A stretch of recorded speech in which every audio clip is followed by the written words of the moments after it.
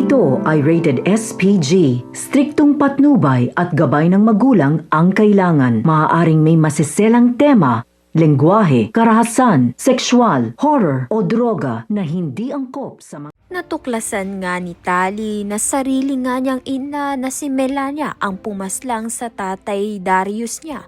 Kaya naman nga't dahil dito, galit na galit nga siya dito kay Melania. Samantalang dahil nagkakahulihan na nga, nagsumbo nga itong si Melania dito nga kay Via dahil nalaman na nga raw ni Tali ang katotohanan at sasabihin nga ni Tali ang nalaman nga niya dito kay Rosel at Chris. Kaya naman nga't pinigilan nga siya nito ni Via.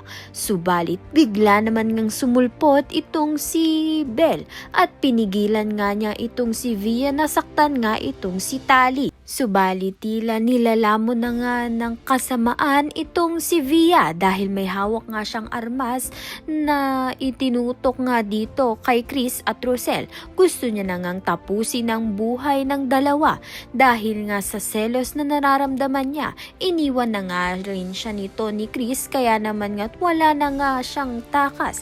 Ayaw nga niyang mapagbayaran ng kasalanan niya sa kulungan. Kaya naman nga't yan at iba pa ang dapat nating pakaabangan. Maraming salamat sa iyong panonood.